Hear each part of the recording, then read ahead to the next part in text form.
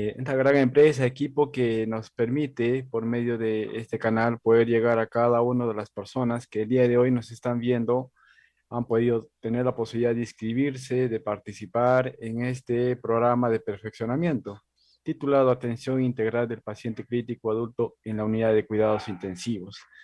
Muchas gracias por la presentación. Mi nombre es Roy Raúl Chaca Sánchez. Soy enfermero especialista en la UCI. Actualmente laboro en el Hospital Nacional 2 de Mayo. También hago docencia en lo que es la Universidad Wiener y también otras instituciones, como también aquí somos parte de la familia ASIS. En esta ocasión voy a ser el principal, por no decir el primer ponente que va a tener la participación en este programa de perfeccionamiento. Yo agradezco a todos los que están participando, a los que están seguramente ya están algunos por conectarse por este medio de Zoom. Y bueno, a los que están presentes en este día, les agradecemos por su confianza, por su disponibilidad y por su tiempo para poder participar de este programa. Como docentes, como equipo que somos, vamos a poner todo nuestro esfuerzo, toda nuestra dedicación, toda nuestra experiencia para poder ayudar a ustedes que esta parte de su formación pueda ser la de enriquecimiento, la de fortalecimiento y de ayuda para que ustedes puedan afianzar más su conocimiento y experiencia en lo que respecta a la unidad de cuidados intensivos. Entonces, vamos a empezar este programa con el primer tema que tiene que ver netamente con lo que es la parte interna y externa y estructural de lo que respecta a la unidad de cuidados intensivos, ¿no? El primer módulo que va a corresponder al equipamiento de la unidad del paciente crítico y del manejo de la vía aérea avanzada. Voy a tocar dos puntos. El primero que va a ser lo que es la descripción del servicio de cuidados intensivos y la descripción de la unidad del paciente crítico. Entonces, voy a un momento cortar el compartir y voy a compartir otra pantallita y como una forma de introducción para que ustedes puedan tener más o menos una referencia de lo que es lo que vamos a nosotros poder ver en estos dos puntos. A ver si me confirman, por favor, si estamos viendo una imagen. Sí, Ok, magíster. atentos a un poco la descripción que voy a mencionar ahí y vamos a hablar después de ello un poco más extenso cada uno de estos puntos. A ver chicos, buenos días. Acá estamos en la unidad número 8C. Aquí vemos a nuestra querida amiga Marina, está haciendo el tendido de la cama para un nuevo ingreso.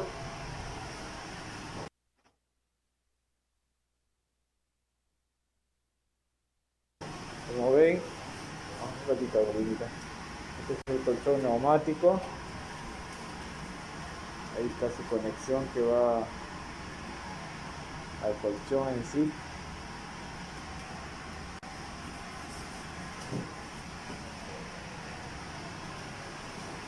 Vemos la cama marca Striker, solo para uso hospitalario dice. Como vemos tiene algunos botones muy importantes. Los accesorios para poder subir la cama, para poder bajar. También toda la cama, y esto es por parte, ¿no? La parte de la cabecera y la patadera. También mide el ángulo de la cama.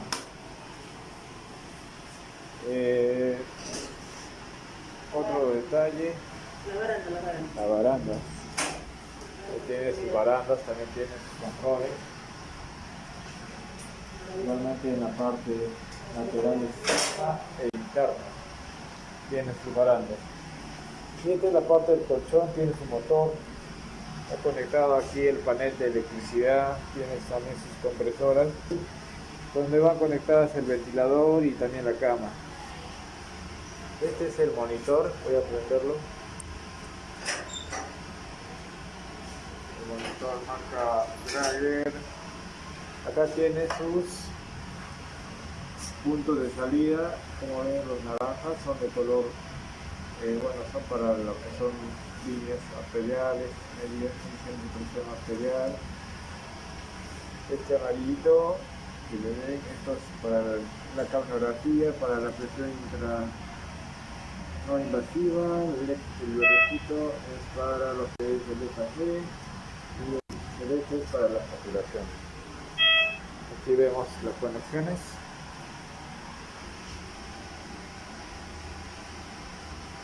¿Qué más? Cada vez que hay un nuevo ingreso, bueno, pues se coloca nuevo paciente y se actualizan los datos en modo fábrica, ¿no? Y ahí te pide todos los datos para ingresar. Acá, no, pero no se entiende su audio, porque que no sé. No. Listo, chicos. Bueno, hemos dado una pequeña introducción al tema. A ver si nos ayudan los participantes, por favor, con su audio. Muchas gracias. Bueno, esta es una pequeña introducción de los temas que vamos a tratar en esta tarde. Voy a tocar un punto sobre la descripción específicamente del servicio y de la unidad del paciente, ¿no? En este caso hemos visto cómo la unidad ya se está preparando para poder recibir al ingreso de un paciente. Pero para poder entender específicamente cuál es la envergadura de la preparación, del equipamiento de cada uno de las unidades de cuidados intensivos que puedan existir, hay que tocar algunos puntos específicos que nos van a permitir poder identificar a quienes nosotros estamos atendiendo. Al igual que, un ejemplo, un abogado tiene pues un consultorio, ¿cierto? Un lugar donde se dispone para poder recibir a una persona que va a ser su cliente para poder darle el servicio que él pueda brindarle, ya sea de asesoría, de defensa, ¿no? Etcétera. Entonces es lo mismo, nosotros como enfermeros también nosotros ofertamos nuestros servicios. ¿Y a quiénes ofertamos? Mucho se ha dicho que el principal participante o la principal fuente de servicio es pues específicamente el paciente, ¿no? Pero también ahora en estos últimos tiempos se está tomando también como aliado, como apoyo o como segundo, eh, digamos, cliente, sería también a la familia o la persona que es encargada, apoderada de este paciente. Y trabajamos conjuntamente como equipo. Entonces, para poder entender, miren aquí un poco ya el panorama más amplio, ¿no? Este es algo más virtual, algo soñado, que quizás cualquier UCI pueda contar, un cubil, una unidad que esté equipada con todo, la tecnología más avanzada, con el espacio, con la iluminaria, con la ventilación, con todo lo que es el equipamiento deseado, ¿no? Pero lo que vamos a hacer quizás a nuestra realidad, a nuestra disponibilidad de nuestros servicios, de nuestro país, también están casi en ese camino, ¿no? Quizás no tanto en la amplitud, pero sí quizás en lo que respecta al espacio, está un poco más pequeño, pero sí cuentan con ventiladores, si hay bombas de difusión, si hay camas tipo hospitalización, como hemos mencionado, estos strikers, y etcétera, ¿no? Entonces, lo que vamos a hacer ahora, poder definir específicamente a la persona que en la cual nosotros estamos brindando la atención. ¿Qué es un paciente crítico? Un paciente crítico es pues una persona que está en una situación de riesgo momentáneo o continuo de que esta persona pueda perder la vida o pueda tener el deterioro importante de la calidad de vida. En otras palabras, es una persona que ha tenido una situación inesperada, a lo cual se necesita pues un apoyo especializado con equipamiento tanto externo, médico, como también profesional. Y por ende se requiere que esté pues en una unidad especializada para poder realizar esa atención. ¿Qué es pues un paciente potencialmente recuperable? Un paciente potencialmente recuperable es un paciente que también está en una situación crítica, cuya gravedad no es consecuencia de un estadio de una enfermedad incurable en estado terminal o crónico, ¿no? Entonces, en simples palabras, es un paciente que si uno se le brinda la atención especializada, con el equipamiento especializado, en el lugar especializado, puede tener la posibilidad de recuperarse, siempre en cuando no haya factores que contribuyan al empeoramiento. Quizás sea una atención casi por decir, no tanto así por decirlo inútil, sino quizás podría ser no tanto esperanzadora, aunque sí por la situación del paciente a veces se le llega a atender al paciente, ¿no? En el caso, un ejemplo, voy a poner un paréntesis, en el tiempo de la pandemia había mucho de este criterio para poder atender a los pacientes, ¿no? Había muchas personas que quizás en este caso, se les priorizaba a sus pacientes que sean jóvenes, que quizás sean gestantes, ¿no? Que sean quizás pacientes niños, ¿no? Pero quizás no tanto eran la posibilidad de que haya un paciente en estado terminal de cáncer, un paciente con una enfermedad crónica terminal, ¿no? Entonces, se le brinda la posibilidad de poder tener una atención a este tipo de pacientes. Entonces, ¿qué es pues una unidad de cuidados intensivos? La Intensive Care Unit. Entonces, ¿qué es en palabras en inglés, ¿no? Lo que más o menos a veces tenemos las siglas para poder identificarnos. Es pues aquella dependencia hospitalaria destinada a proporcionar cuidado médico y de enfermería permanente y oportuno a pacientes críticos e inestables, ¿no? O inestables.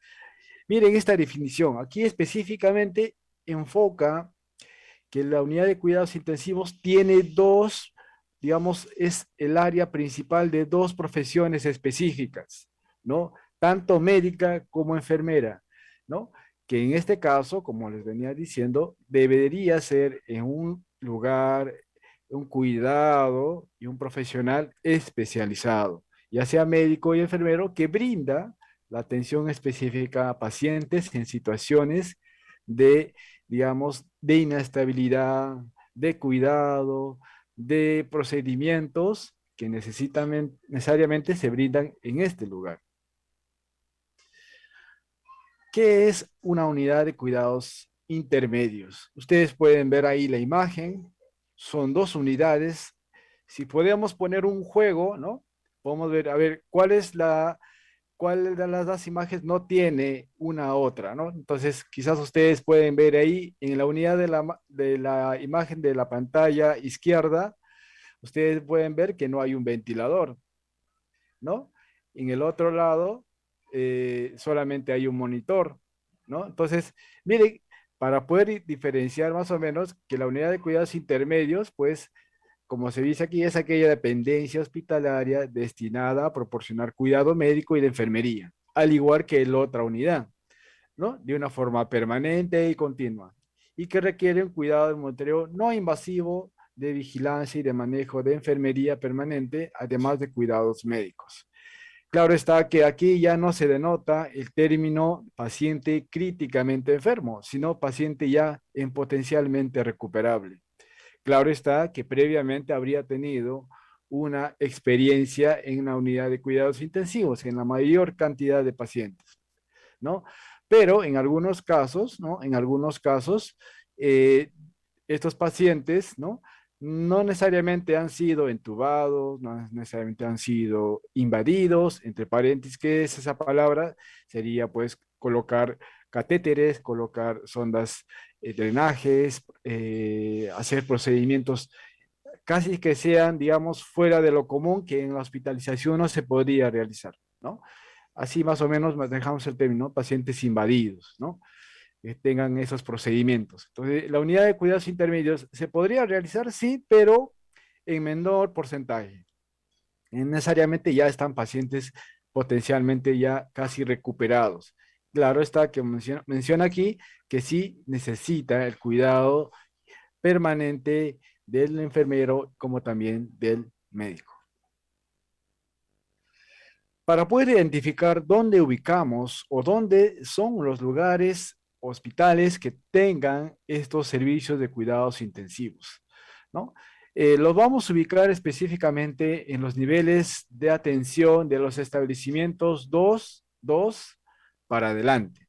sea, nivel uno, nivel 2 que son casi preventivos promocionales, como nuestra posta, nuestro centro de salud, nuestro hospital.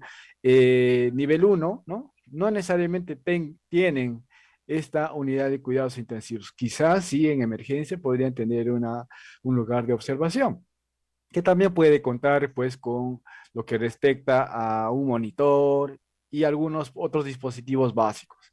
Pero a partir de un establecimiento 2.2, 3.1 y 3.2, que son los institutos especializados, ya deberían contar con unidades de cuidados intensivos, ¿no? Estos, al poder tener una mayor envergadura, están conectados directamente con un servicio principal, con un departamento principal que es de emergencia y de áreas críticas. El lugar donde está ubicado esta unidad de cuidados intensivos es pues estratégico. No es que está al lado de la salida, no está al lado de hospitalización, no, sino que justamente está emergencia, casi a lo más próximo está unidad de cuidados intensivos. Y se sugiere que también a lo más próximo esté laboratorio, tomografía y otros lugares donde se le brindan los, digamos, cuidados y atenciones rápidas a este tipo de pacientes. Y aquí los médicos son los que, en este caso, al tener una conexión o digamos, una dependencia con el servicio de emergencia, ellos son los que brindan, pues, y responden las interconsultas y realizan algunos procedimientos, quizás en algunos casos en compañía del personal de enfermería que podría tener esa posibilidad. Entonces, vamos un poco y ver lo que es la distribución de camas. ¿Cómo podemos ver que mi hospital, un ejemplo, que yo vivo allá en Huánuco, quizás en Tacna, en Puno, yo tengo mi hospital. Yo sé que es un hospital nivel 2.2, quizás 3. Entonces, aquí más o menos le vamos a dar según la norma técnica que se ha brindado y se ha actualizado en el año 2021 respecto lo que es la pandemia. Se dice que para un hospital nivel 2, el número de camas que corresponde debería ser al 5 o al 8% de las camas hospitalarias que este hospital cuenta. Lo mismo de un hospital nivel 3.1, que ya el número de camas del total de sus camas de hospitalización deberían contar su UCI con un número de camas del 5 al 12% de camas de unidad de cuidados intensivos. Ejemplo, si mi hospital tiene una hospitalización con camas de 400 que disponen para hospitalización, si yo puedo sacar un porcentaje, sería pues un ejemplo, 20 camas. Mis 20 camas podría tener una unidad de cuidados intensivos. ¿Podría aumentar? Sí, podría aumentar. Pero hay que ver ahí si la disponibilidad de la institución, de la direza, del ministerio, que pueda tener equipamiento, área y profesionales, ¿no? Entonces, eso es más o menos la referencia para poder tener en lo que respecta a la unidad de cuidados intensivos y el número de camas.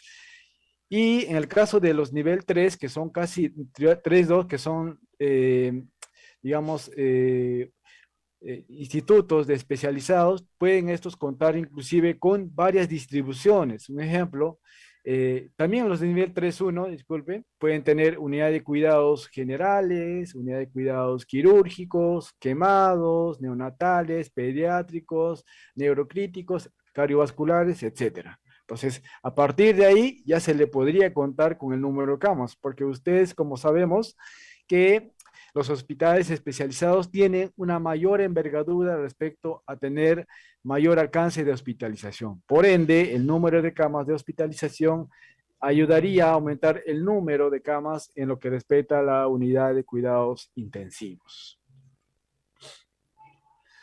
Vamos ahora un poco a lo que es la organización de la unidad de cuidados intensivos y también intermedios. Vamos a tocar 4 puntos: los recursos humanos, el equipamiento, las normas y manuales y algunos criterios de admisión que vamos a aprender. Primero, la organización de los recursos humanos. Aquí hay un punto importante. Toda organización está constituida pues por un nivel jerárquico hasta un nivel más operativo, ¿no? Nivel jerárquico que tiene que ver con lo que es la parte de lo que es la dirección o la jefatura, en este caso, ¿no? Nuestro servicio de cuidados intensivos tiene un jefe y debería tener un jefe por norma técnica, ¿no? Se sugiere, ¿no? Y así es, debería tener la posibilidad de tener la dirección de un médico especializado, ¿no?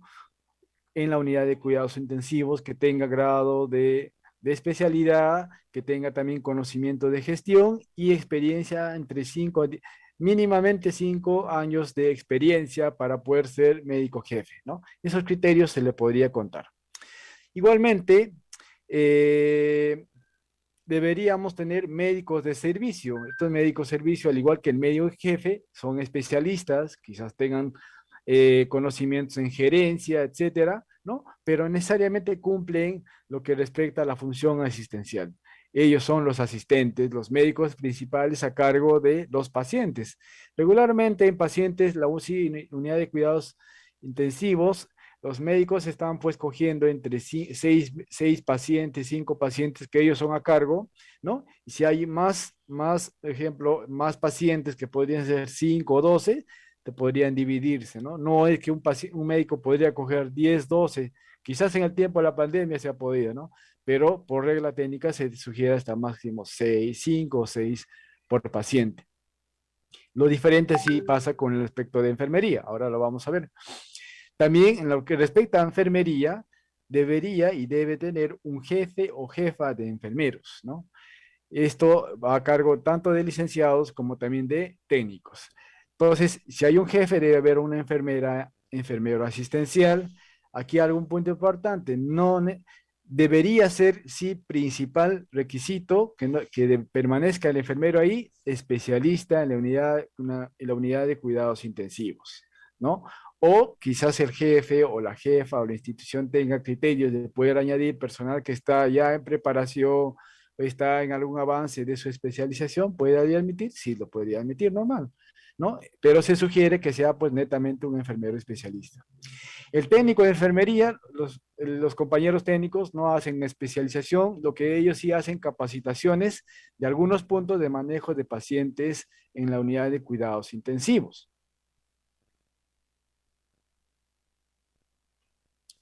Ahora vamos a ver un poco lo que es la dotación, la distribución del profesional de enfermería.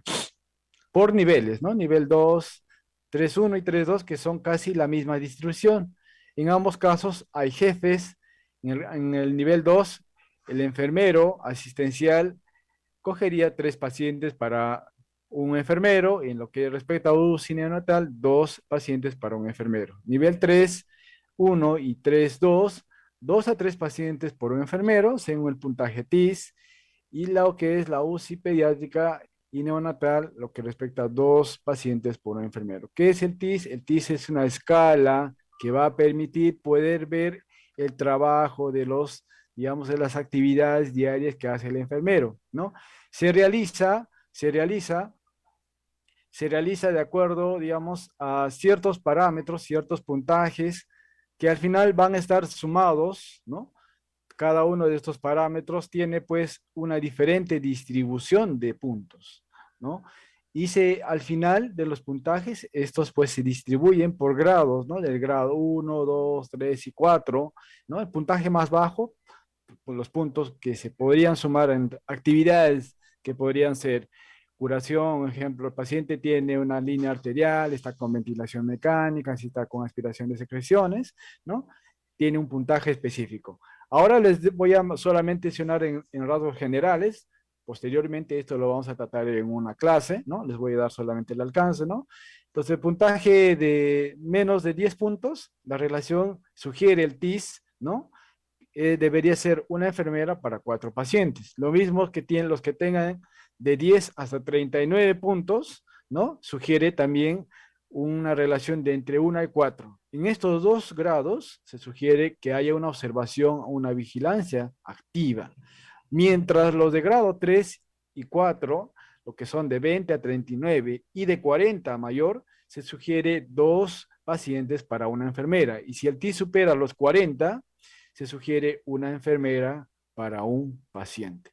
En esos 2 casos sí se sugiere una vigilancia intensiva y una terapia intensiva por parte del profesional a cargo. ¿no? Entonces, más o menos es a largo modo para poder identificar cómo se hace la distribución según el TIS. Seguramente ustedes lo han escuchado, un poco de referencia para poder ayudarles. Eh, el TIS, pues, ya tiene digamos, es una escala antigua, casi del año 1986, que posteriormente, antes se llamaba TIS 76, actualmente se llama TIS 28. Entonces, vamos ahora con la siguiente diapositiva. A ver. La organización de la infraestructura. La organización de la estructura vamos a dividirlo nosotros en tres tipos de áreas, ¿no? Las áreas de trabajo que va a corresponder a nosotros como profesionales. La primera, la área administrativa. Como vemos aquí, tiene que ver netamente con la parte gerencial o la parte de la jefatura, ¿no? La secretaría, ¿no? Inclusive un poco de la coordinación. Luego le viene el área de apoyo personal asistencial, que va a corresponder pues el ambiente donde el personal quizás va a usarlo como distribución, digamos, del vestuario, el comedor, un lugar donde quizás podría tener una parte de estudio, de reposo, ¿no?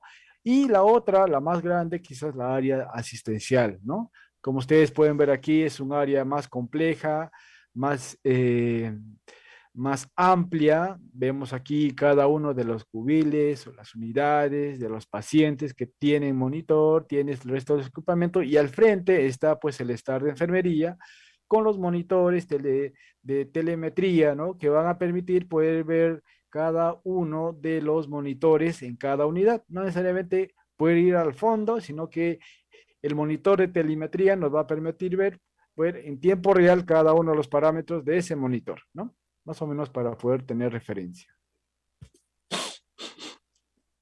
Vamos a lo que importa, la parte asistencial. Vamos a ver la parte que corresponde al tratamiento del paciente, ¿no? Esta área debe tener un diseño modular, un diseño casi rectangular o cuadrado, de acuerdo al área de distribución que se podría contar. Cada módulo máximo con 6 camas, ¿no? Más o menos un módulo va hasta entre más o menos, estará entre 3 y 3 por 4 más o menos sería pues la distribución. Eso es lo que yo cuento en mi área en la UCI, más o menos nuestra área son de 3 a 4. En otros hospitales, como el del seguro, que he tenido la posibilidad de rotar, también no tenemos esa posibilidad de tener esa distribución, son inclusive separados por cortinas, ¿no? Por cortinas. Cada ambiente debería tener un área mínima de 12 metros cuadrados, como les mencioné. Y si sería ideal, y si es que no hay una pared, al menos tener un distanciamiento entre dos metros lineales entre camas, para tener al menos ahí movimiento entre pacientes, colocar algunos monitores, al colocar unas mesitas de procedimiento del paciente, etcétera, ¿no? Para que pueda ser viable y el acceso a este paciente, a esta área también. Otras áreas, bueno, en la parte frontal, la estación de enfermería en una función central, el tópico de trabajo, el depósito de equipos e instrumentos y el stock de farmacia e insumos, ¿no? Entonces, son dos áreas diferentes. Entonces, podría decir el área limpia y este es el área quizás que está casi más expuesta, más extensa, digamos, a poder tener el contacto tanto con el paciente como el enfermero o el médico en lo que respecta a la asistencia. Vemos aquí en un área asistencial, al fondo, mire, vemos la parte netamente del paciente, a la parte media vemos lo que es el estar y aquí lo que es la parte de la preparación de los medicamentos. Quizás al frente también contamos ya con lo que respecta a cubiles del paciente. Un poco de la ingeniería hospitalaria. Los ambientes deberían contar con luz natural. ¿Qué es la luz natural? No es la luz amarilla, claro está, es la luz blanca, ¿no? La luz blanca que no llega, inclusive que sea muy empañadora, ¿no? Es decir, una luz natural que sea de fácil, digamos, percepción. No, algunas luces son inclusive muy, tienen mayor impacto inclusive a los ojos, e inclusive tiene a poder empañar, ¿no? Entonces, una luz natural. Esta iluminación inclusive debe estar en cada ambiente y la distribución del sistema eléctrico tanto debe ser a nivel de cada cubil como también a nivel externo, ¿no? Ya que hay aparatos específicamente de mayor voltaje que se tendrían que utilizar en cada uno de estos ambientes, ¿no? También se realizan ese uso del equipamiento fuera de cada cubil. Uso de computadoras, uso de ecógrafos, uso de electrocardiogramas, uso de diferentes equipamientos que también necesitan mucha sobrecarga de electricidad y es importante tener ese sistema eléctrico. El aire acondicionado, tanto interno como también externo, y ven aquí el ambiente recontramente cerrado, sellado, ya que va a haber digamos, el aire que va a ingresar, ¿no? Y el aire que va a salir en un círculo, ¿no? Digamos, con este, un sistema de drenaje de aire, tanto de ingreso como de salida. Esto va a permitir, digamos, circular los posibles, digamos, ya sea olores, ya sea, digamos, el posible, digamos, la dispersión de algunos gérmenes patógenos por algún procedimiento, ¿no? Que podrían estar ahí, pero cuando hay este sistema de aire acondicionado que va a permitir que haya la disminución de este riesgo de un posible de infección, ¿no? Y aquí un punto importante, las puertas deben ser amplias, de fácil acceso. En este caso son puertas rodantes, ¿no? Puertas rodantes que va a permitir el ingreso y la salida de equipamientos de la cama, de portátiles, de rayos X, de ecógrafos, de ventiladores, etcétera.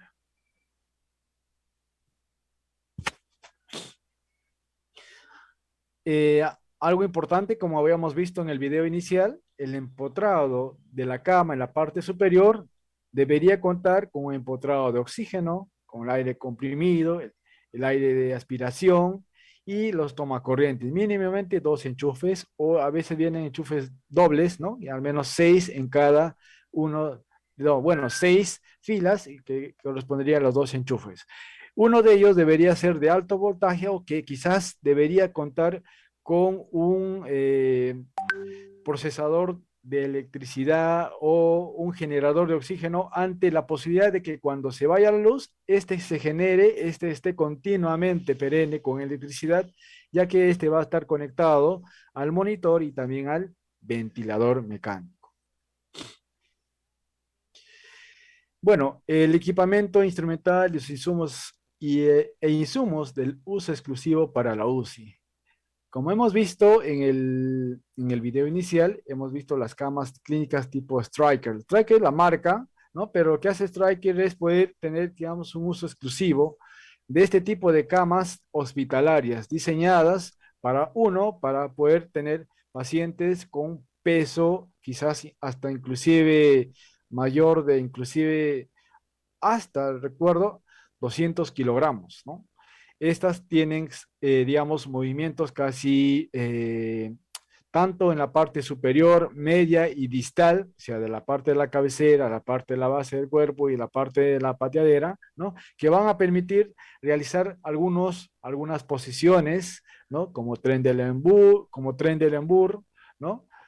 Como pues, colocar pacientes semi-Fowler o Fowler, ¿no? Inclusive ante una posible parada cardíaca, tan solamente por presionar un botón, la cama se pone en recto y se realizan los masajes, etcétera, ¿no? Son casi con un sistema hidráulico, ¿no? Que van a permitir el movimiento de la cama para poder realizar movimientos exclusivamente con pacientes que no necesariamente se mueven, ¿no? Sino están sedados, en algunos casos pronados, y esto se requiere inclusive que al poder brindar el movimiento de la cama faciliten la atención. Inclusive hay otras instituciones que tienen ya este, algunos dispositivos que van a permitir que sean cargados, ¿no? Más o menos, no recuerdo el nombre, que va a permitir el cargado de este tipo de pacientes, ¿no? Y trasladarlo a una camilla, a alguna silla de ruedas, de acuerdo a la necesidad que se requiera. También debería contar con un stock básico de medicamentos, no de antibióticos, no de de procinético, de analgésico, no, básicos, como en lo que respecta a lo que respecta a una parada cardíaca, había un medicamento para una parada cardíaca, atropina, adrenalina, bicarbonato, gluconato, etcétera, ¿no? Y material descartable, insumos que cubran la necesidad de los 24 horas, monitoreo multiparámetros, ventiladores, su número no debe ser inferior al 70% de camas. O sea, no se pide que en cada unidad de cuidados intensivos, ¿no? Haya, pues si haya 12 camas para ventilador. Antes, en tiempo de COVID, se necesitaba sí o sí, ¿no? Pero ahora no todos están en esa condición, pero lo ideal sí debe de tener, porque la mayoría de los pacientes están en ventilación mecánica, ¿no? Pero si es que no se dé el caso, al menos poder tener que, digamos, por 10 camas, al menos 7 que tengan su posibilidad de tener su ventilador propio, ¿no? El coche de reanimación, un electrocardiógrafo, una bolsa de reanimación con reservorio y una máscara, con máscara en cada ambiente. También ya equipamientos externos, tales como ecografía portátil, una ecografía con Doppler de color, equipamientos específicos para monitoreo de presión intracraneal, ¿no? Una camilla de transporte que tenga un monitor portátil, marcapasos de unidad, equipos de regulación térmica y sistemas de prevención ante escara como el control neumático, etcétera, ¿no? O sea, inclusive lo que es un portátil de rayos X, eh, ¿qué otro? Que podría tener un monitoreo, monitores como el, digamos, para realizar gasto cardíaco, como el PAICO, ya monitores más específicos para procedimientos más específicos, ¿no? Pero estos son los más generales que podría contar la unidad de cuidados intensivos. Ahora vamos específicamente a lo que es la unidad. Vean aquí una forma en la imagen, vemos los monitores, vemos lo que respecta a lo que es un ventilador mecánico, ¿no? Vemos las bombas de infusión, en la parte inferior vemos el empotrado, vemos inclusive una pequeña iluminaria para evitar que la luz se expande y sea un poco de incomodidad al paciente. Vemos la unidad que tenga un ejemplo, una mesita para poder guardar mesita de noche, lo conocemos, ¿no? Para poder guardar algunos insumos básicos del paciente para su cuidado, desde pañales hasta cepillos, etcétera. Vemos al fondo un dispositivo que va a permitir la recolección de la aspiradora bronquial por medio del caníster, ¿no? Y aquí vemos un conducto con respecto al adaptador del ventilador, que está un conducto de aire que va a permitir la circulación del ingreso y salida digamos, del aire que está en el ambiente. Bueno, entonces aquí es un poco más específico, la cama debe ser pues una cama clínica tipo Striker, ¿no? Un colchón antiescaras. También debería contar cada uno de estos ambientes con estetoscopios, el monitor, que posteriormente lo vamos a describir cada uno de ellos, con cada uno de los canales. También debería contener un ventilador de volumen microprocesador o ventilador mecánico, dos tomas de oxígeno de red central, tomas de aspiración central, una toma de aire comprimido medicinal, 5 bombas de infusión, o 3 o 5, de acuerdo a la disponibilidad que tenga cada institución, una bomba de nutrición enteral, una bomba de insuflado de válvula de PIP y un computador de conexión a Internet, que quizás esto es para la parte telemétrica, ¿no? De la parte de la conexión de telemetría de cada uno de los monitores. La bolsa de desinflado con válvula de pibes, es que lo que me estaba refiriendo es al Ambu, ¿no? La marca Ambu, la bolsa de reservorio con la manual para poder brindar la oxigenación al paciente. Aquí vemos un poco el panorama un poco más amplio. Vemos al paciente en la parte de la cama, está en una posición semifowler, vean las barandas que están levantadas, está con un tubo conectado al ventilador mecánico, marca Drager. Vemos el empotrado, está conectado a las bombas de infusión, vemos un monitor ANI, vemos un monitor de gasto cardíaco, vemos un monitor multiparámetros y vemos una bolsa perfusora y bueno, aquí también vemos un alcohol gel, lo que está aquí en la mesa de respaldo, ¿no? Y vemos acá cómo es así de amplio el equipamiento en cada uno de los pacientes. Pueden variar, sí, de cada paciente, sí, pueden variar. Un ejemplo, un paciente que no tenga un ventilador mecánico, obviaríamos el ventilador, obviaríamos el monitor cardíaco, obviaríamos el ANI, obviaríamos lo que es algunas bombas de infusión y nos quedaríamos solamente con el monitor, el empotrado, la cama, el paciente y algunas otras cositas más, ¿no? El acceso a estos servicios pues debería ser las 24 horas, ¿no? Deberíamos tener en contacto con estos servicios, ¿no? Servicios externos de apoyo que podría ser como el de imágenes para tomografías, para resonancias, radiologías, inclusive para ayudas diagnósticas, ¿no? Como el de laboratorio, ya sea para órdenes hematológicas, bioquímicas, de transfusiones, como el de banco de sangre, tener acceso rápido a una farmacia exclusiva para la UCI, ¿no? Pacientes que también tengan conexión y acceso para pacientes para dializarlos. Aquí un punto importante, lo que respecta a lo que es central de esterilización, muchos de los materiales e insumos en nuestro hospital 2 de mayo lo reutilizamos por la poca disponibilidad, la poca, digamos, eh, la ausencia de algunos insumos que van a permitirnos a nosotros poder ser reutilizados. Ejemplo, equipos de curación, ¿no? Algunos casos también nosotros utilizamos en una forma reutilizada los campos con fenestras, como están ahí, ¿no? Las ropas quirúrgicas, también a veces lo utilizamos algunos equipamientos como ejemplos, los procedimientos de traqueostomía que tienen algunos dispositivos como el dilatador, la guía, lo podemos reutilizar, ¿no? Hay algunos que sí, pues lo podríamos reutilizar hasta 3, 4 veces y ya después lo descartamos porque ya tienen una señalización de uso de esterilización, ¿no? Y algunos servicios generales, específicamente como lo que respecta a lo que es vigilancia, ambulancia, etcétera, ¿no? Y aquí algo importante que había obviado era con la conexión netamente con lo que es emergencia y el jefe de guardia y lo que respecta a la jefatura de guardia y también de enfermería, ¿no? Algunas normas y manuales que toda institución, bueno, lo que respecta a la unidad de cuidados intensivos, deberíamos tener normas de derivación de pacientes, ¿no? O sea, cómo los pacientes deberían venir, cómo deberían estar y cómo deberían estos pacientes ser referidos, trasladados, ya sea en fallecimiento, de alta o procedimiento.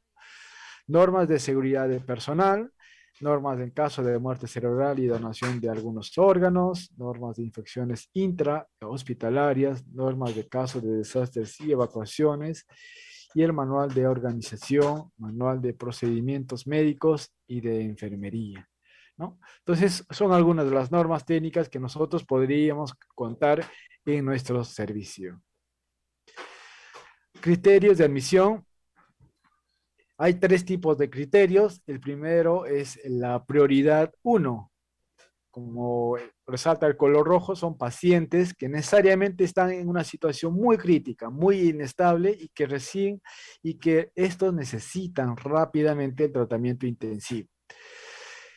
Ellos deberían estar conectados a la ventilación mecánica, ¿no? Deberían tener un control de un monitoreo invasivo y hemodinámico, tener una continua infusión de tratamiento, ya sea con algunos tipos de drogas, vasoactivos, sedantes, analgésicos, relajantes, etcétera, ¿no? Entonces, este tipo de pacientes, pues, ¿de dónde vienen, no? Quizás algunos estamos preguntando, ¿no? Como les mencioné al inicio, el la parte médica es quien pues responde a las interconsultas, ¿no? En todo el hospital, inclusive las de referencia, ¿no? Es el médico asistencial, especialista que está encargado de responder interconsultas, es el quien hace el nexo con el médico asistencial de un ambiente, ¿no? Que puede ser 6 camas, 10 camas, 12 camas, de acuerdo a la disponibilidad que se hayan distribuido. Entonces, si hay una cama libre, ¿no? ¿Qué hace el médico que responde las interconsultas?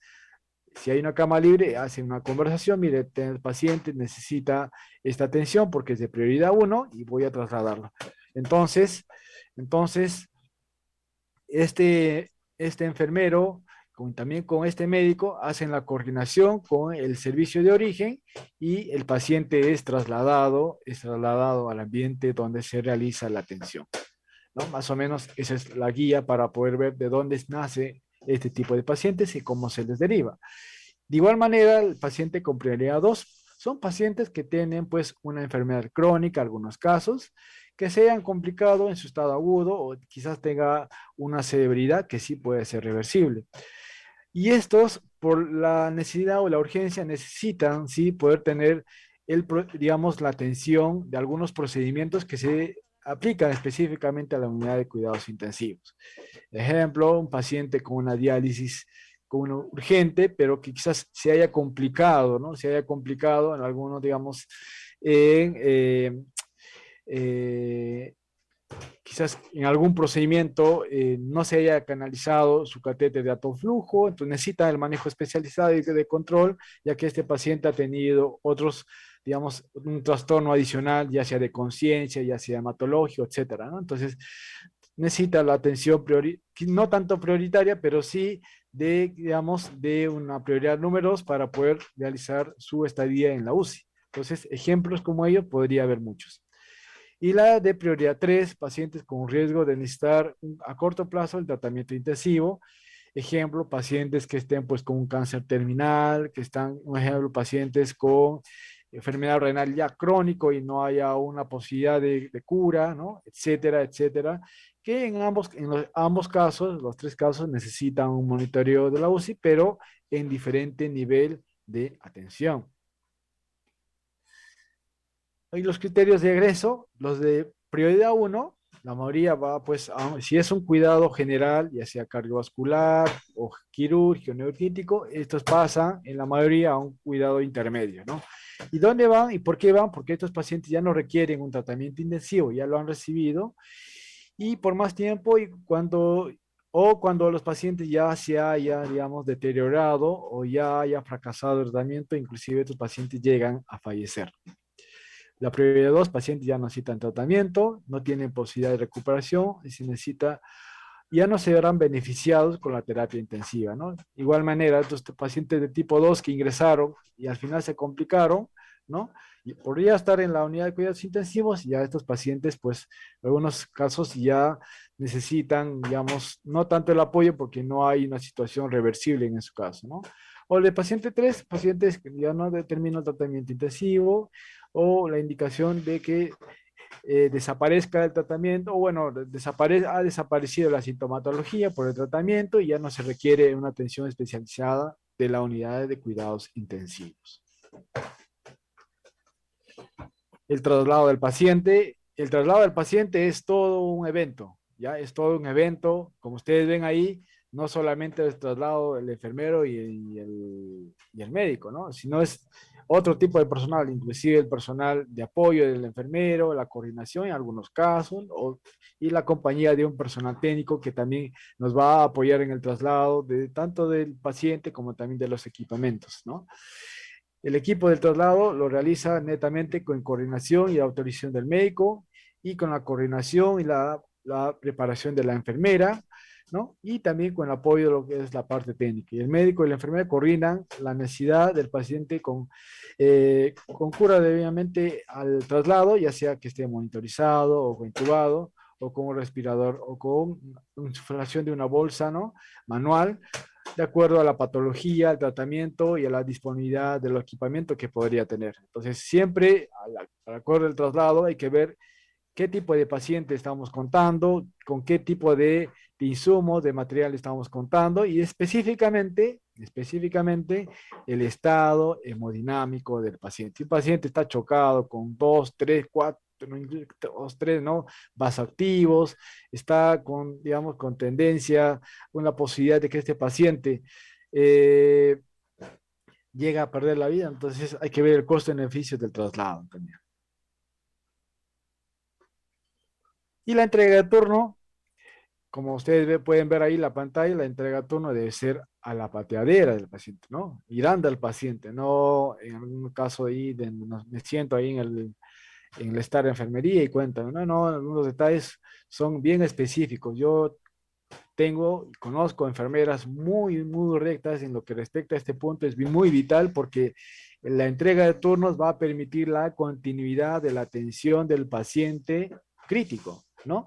Si obviamos este punto, vamos a obviar y vamos a quizás caer en algún retardo, en algún retroceso del tratamiento del paciente, ¿no? Entonces, ¿qué se informa en esta situación? Se informa algún tipo de condiciones del paciente que podrían conllevar, un ejemplo, las velocidades de las infusiones, tanto parenterales, enterales, la permeabilidad de las vías aéreas. Algunas veces no reportamos esto, pero sí lo es importante, ¿no? Tener una vía periférica con acceso permeable, ¿no? Las fechas de colocación, las fechas de vencimiento, la curación, etcétera. Características del sitio de punciones, tipo de drenajes, las heridas operatorias, los parámetros de ventilación mecánica, el control hemodinámico. También, en algunos casos, informar el insumo del coche de paro, los ingresos, los egresos, las novedades del servicio, algún procedimiento y el control de los medicamentos, algunos que son de control específico, como los opiáceos, ¿no? Y efectuar todo ello frente a la cama del paciente, ya que esto nos va a permitir poder ver cómo está el paciente, la posición, el cuidado que se ha realizado y poder así poder confrontar con lo que es el reporte verbal que se está realizando en ese momento. Y como último punto, vamos a ver lo que respecta a la visita de la familia en la unidad de cuidados intensivos. Ese es un punto muy en este último tiempo, recuerdo, en esta última década que se está tomando muy a pecho lo que respecta a la visita de los familiares del paciente crítico y que estos deberían ser en compañía de los familiares. En algunos casos ya en otros países se permite el ingreso de menores de edad por políticas o normas hospitalarias. En este caso en nuestro país, en nuestras instituciones no se permite.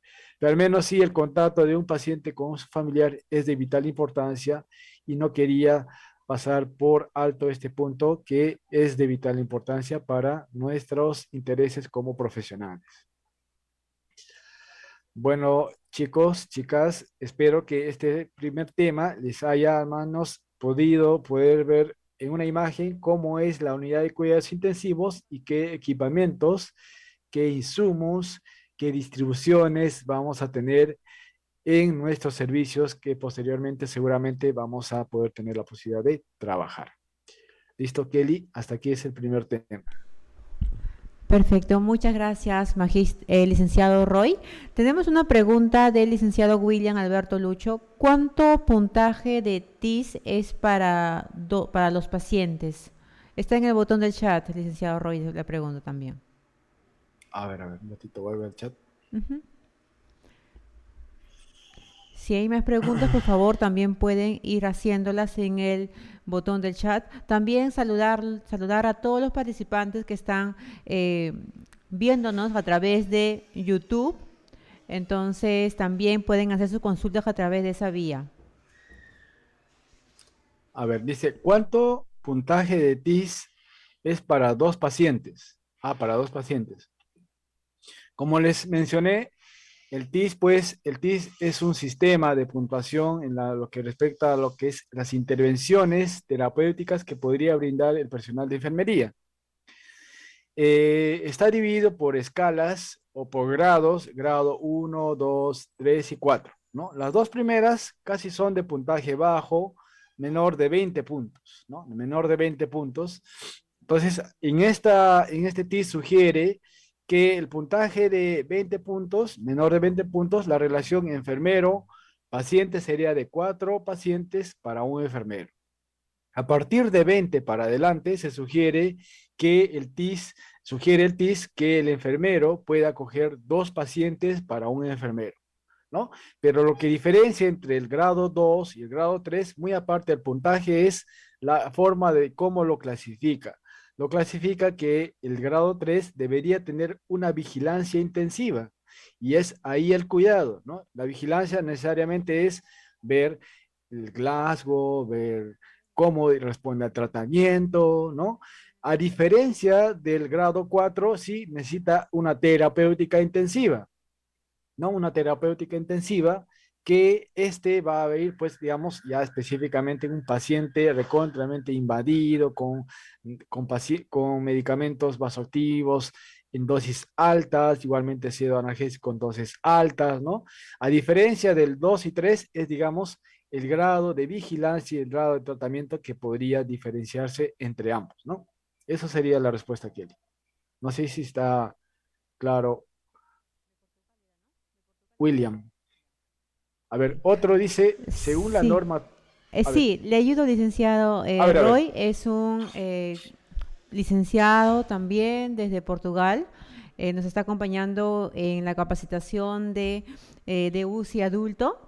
Así que nos ujú, están viendo desde muy lejos también. excelente, excelente. Entonces, vamos a ayudarle. Bueno, nos indica que la clase es muy interesante. La visita familiar también depende de la enfermedad del paciente, ya que los pacientes con enfermedades altamente contagiosas, similares al COVID-19, deben condicionar la visita de los familiares. Nos da dando una opinión, Una opinión, licenciado. ¿no? Ujú. Una opinión. Sí, justamente nuestro servicio, para hacer un paréntesis, y gracias a Armando Bento por el comentario que justamente Kelly acaba de leer. Justamente Armando, en nuestro país, a consecuencia de lo que respecta a la pandemia, que ha, pues, muy aparte de las consecuencias mortales que ha tenido en nuestra población, también ha traído, digamos, un cambio en la forma de atención en lo que respecta a la unidad de cuidados intensivos en nuestro país. En lo que respecta a mi institución, es una institución con infraestructura un poco antigua, y justamente la unidad de cuidados intensivos es una de las infraestructuras más recientes, y lo que ha tenido que hacer que ha tenido que tener una modificación, ¿no? Justamente de la distribución del ambiente. Como no sé si Armando ha podido ver la imagen o del video que he podido compartir con ustedes al inicio. Es un cubil cerrado, justamente con la mayoría de las imágenes que he mostrado, ¿no? Que va a permitir que solamente esté en contacto todos los materiales con el paciente, ¿no? Entonces, para poder nosotros tener la atención del paciente, tendríamos que abrir la puerta y cerrar y tener toda la conexión con el paciente. Y a lo que respecta a la atención del paciente y su familia, en el tiempo de COVID ha sido casi aislado el familiar porque no tenía el contacto, ¿no? Porque miedo de alguna posibilidad de contagio, etcétera, que posteriormente ya se ha manejado, ya se ha estandarizado, ¿no? Que el uso de algunos equipos de protección, ya sea mandiles, gorras, guantes, mascarillas, ¿no? Se evite, digamos, específicamente la exposición en contacto con el paciente, pero sí el acercamiento, que el paciente escuche la voz, escuche alguna conversación, escuche alguna música, escuche algo de lo que el paciente, el familiar, lo haya traído en ese momento, ¿no? Entonces ya vemos un poco más la familiarización, la humanización de la enfermería, en este caso de la UCI, con el paciente y su familia, ¿no? Excelente. Licenciado, también tenemos una pregunta más de la licenciada Fina Saray. Según la norma técnica, es un técnico de enfermería para 6 pacientes. ¿Usted qué opina de esto en su experiencia? ¿Funciona? Bueno, esa es la norma técnica, ¿no? Esa es la norma técnica. Y claro, en la realidad, en nuestra institución no se aplica esto, ¿no? Pero no es que no se aplica, no es que se le dé más pacientes al técnico, sino que se le ha quitado, no es que tanto se le ha quitado, se le ha proporcionado de acuerdo a las actividades que deberían realizarse con el personal técnico. Se ha quitado, digamos, se ha proporcionado que el técnico atienda pues de 3 y 4 pacientes por turno. Esto va a permitir que se realicen más actividades en coordinación con el profesional de enfermería. ¿Qué actividades? Como el caso de movilización del paciente, alimentación del paciente, ¿no? Pero específicamente al confort del paciente. ¿Qué haría si yo, con mi personal técnico, que él atienda a seis pacientes y que yo dé el tratamiento y todos los cuidados de enfermería? Obviaría ese punto específicamente con lo que respecta a lo que es movilización, aspiración, confort, etcétera, ¿no? La norma técnica es una regla para todos, ¿no? Pero lo que respecta a la aplicación a cada servicio, cada jefe de servicio ve la realidad de una forma diferente. Y si yo sé también que el personal de lo que respecta al departamento de enfermería ve esa misma realidad.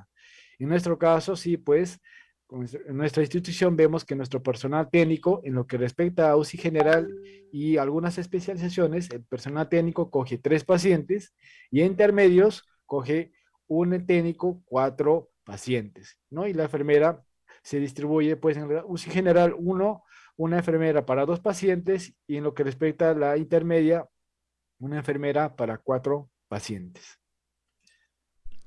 Perfecto. Tenemos, licenciado, le estaba comentando que también nos están siguiendo a través del YouTube. Estas clases, esta primera y segunda clase van a ser transmitidos por YouTube por esta vez, ya que luego motivándoles a que todos los que están viéndonos nos puedan acceder a querer matricularse. Aún todavía hay cupos para que puedan ingresar a este programa, a este gran programa que están interviniendo, como ustedes pueden darse cuenta, especialistas en los temas respectivos. Tenemos 2 preguntas más, licenciado, y podemos continuar, ¿sí? Vamos a ver con Ok, vamos, William vamos. Alberto Lucho. En el reporte de enfermería, todos los enfermeros que ingresan y salen tienen que escuchar el reporte de todos los pacientes. Se debería hacer por bloque, dado que el reporte de UCI requiere más tiempo.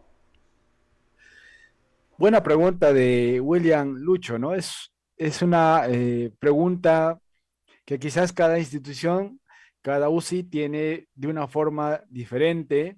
La aplicación de cómo se realiza casi no está normalizado, solamente refiere que sea al pie de la cama del paciente el reporte, ¿no? Y la continuidad de todo el tratamiento y los cuidados de enfermería. En este caso, como William mencionó, ¿no? Que todos escuchemos el reporte sería ideal, lo ideal, ¿no? Que todos escuchemos, pero al final yo voy a ser responsable del cuidado de 2 pacientes y no de todo lo que, digamos, lo que podría hacer en el resto del turno el resto de mis compañeros. Pero hago un paréntesis, no es que yo no voy a apoyar el cuidado, ni la atención, ni el apoyo al resto del tratamiento de los cuidados del resto de mis compañeros.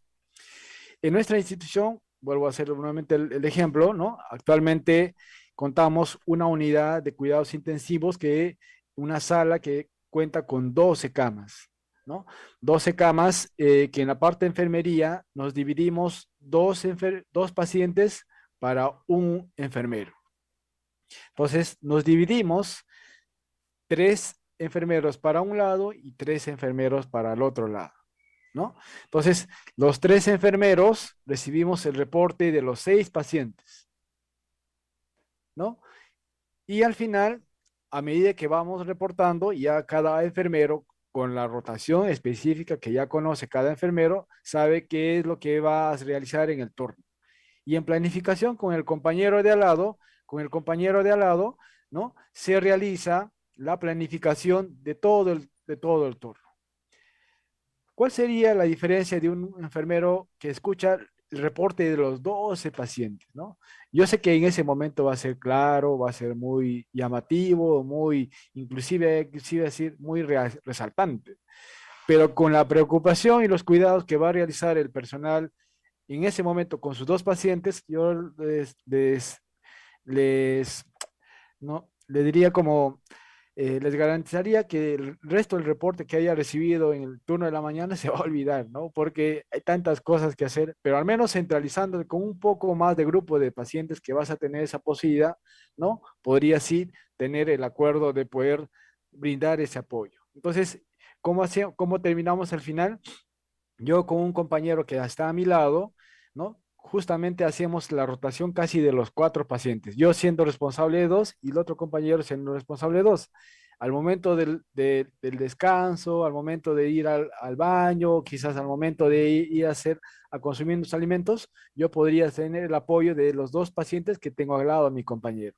Igualmente lo hace con el resto de los 2 compañeros y el resto de los 2 compañeros, ¿no? Entonces, en el reporte sí, pero en lo que respecta a los cuidados, necesariamente cada enfermero es responsable con sus pacientes. Perfecto. Tenemos una pregunta de YouTube y una pregunta de la sala de Zoom y terminaríamos y pasaríamos al siguiente tema. Desde YouTube, Gerardo nos pregunta, ¿en qué consisten los ambientes de presión negativa y positiva? Licenciado Roy. A ver, a ver, ¿dónde dice la expresión? ¿En qué consisten los ambientes de presión negativa y positiva? Ok, la presión, la presión negativa, justamente la presión negativa es la que va a succionar, ¿no? Digamos, todo el entorno del ambiente, ¿no? En otras palabras, sería el ambiente, entre paréntesis, contaminado con todos los patógenos que podrían estar libres ahí, ya sea por la desconexión de un ventilador, ya sea quizás por el aerosol que podría tener, digamos, alguna aspiración de secreciones, etcétera. Entonces, esta presión negativa jalaría hacia un conducto y sería un desfogue en la parte exterior, ¿no? Y la presión positiva podríamos aplicarlo quizás en dos puntos en lo que respecta a una vida de cuidados intensivos, ya sea la introducción de, digamos, aire ambiental limpio y justamente que va a generar la circulación con la presión negativa. Ya una confrontación de ambos, ¿no? Por un conducto sale la presión positiva, ¿no? Y por el otro sale la presión negativa, de una forma circular. Y eso también lo podemos llevar en el entorno de lo que respecta al ambiente tópico de enfermería, ¿no? Veamos, siempre hay una presión positiva, siempre generando el aire normal, el aire natural, para la distribución de todo el ambiente. Sí, entonces vamos, excelente, dice el licenciado William. Cerramos con esta pregunta de Giancarlo Canseco. Buenas tardes. En el caso de la activación de un código o clave azul en el que el Ujú. personal de UCI debe salir de la unidad para atender la emergencia en área asistencial como hospitalización, ¿existe alguna distribución general o protocolar? Eh, Regularmente, eso deberíamos aplicarlo en todas las instituciones, ¿no? En caso del aspecto de las clínicas o algunos hospitales especializados, sí existe algunos códigos, código azul, inclusive números, ¿no? Código número tal, ¿no? Se activa por medio de, digamos, ya sea un megáfono o ya la activación de un botón que va a tener conocimiento específicamente el área crítica, ¿no?